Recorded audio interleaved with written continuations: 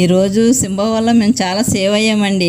ఏంటంటే కుక్కను పెంచడం వల్ల ఏంటో అనుకుంటారు కానీ అది అసలే మనం ఒక పట్టెడు అన్నం పెడితే మనకి చాలా ఉపయోగకరంగా ఉంటుంది. మనుషులకైతే విశ్వాసం ఉండదండి. కుక్క మాత్రం చాలా విశ్వాసం కలదని నిరూపించుకుంది.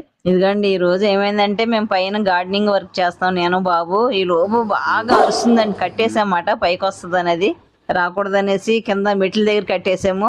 ఇంకేంటనేసి మేము ఏంటి ఎంత మరి ఎంత అరుస్తుంది అనేసి గబగబా కిందకు వచ్చేసరికండి గేటు బయట నుండి కట్టెల పాము అండి దాని ఎదురుగా పక్కంట వెళ్తుందన్నమాట, చివరికి వచ్చేస్తుంది. అప్పుడు ఇంకా చూసి అమ్మో ఏంటి ఇట్లాగా బాబోయ్ పాము పాము అనేసి మా అబ్బాయి అన్నాడు అనమాట. అప్పుడు గబగబా వచ్చి ఇంకా కొట్టామండి.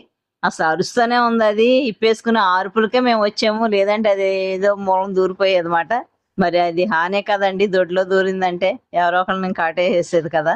మరి అది దానివల్ల మేము ఈ రోజు ఎంత సేవ్ అయ్యామండి. అసలు నిజంగా ఇంకా దాన్ని వివరించలేమన్నమాట. దాని అరుపులు అది మమ్మల్ని సేవ్ చేయాలనే కదా దాని తాపత్రయం అంతా. ఇంకా దాన్ని నడుము మీద కొట్టేసాడండి అబ్బాయి, 2 ముక్కలు అయిపోయినా కానీ అసలు అది ఎలాగ మెదులుతుందో చూడండి, తలకంతా చెదగొట్టేసినా కానీ ప్రాణం పోలేదు. ఈరోజు నిజంగా అంత మేము అసలు ఇది అదృష్టంగానే భావిస్తున్నామండి. ఆ పక్కనంతా ఒక సైట్ ఉన్నాయండి, ఖాళీ సైట్లు ఉన్నాయి, అక్కడ చెట్లు వచ్చేసినాయి అన్నమాట. ఈ వర్షానికి మరీ వచ్చేస్తాయి. ఇంకా దాంతో అట్లాగా వస్తున్నాయి అన్నమాట పాములు. మా ఇంటి వెనకాల కూడా మన మధ్యలో పాము వచ్చింది, వాళ్ళు అలాగే కొట్టి చంపేశారు. ఇంకా ఇక్కడ ఇలా అయిందండి. ఒకవేళ అది సింబా ఒకవేళ దాన్ని కరిచినా పాపం దానికి ప్రమాదమే కదండి.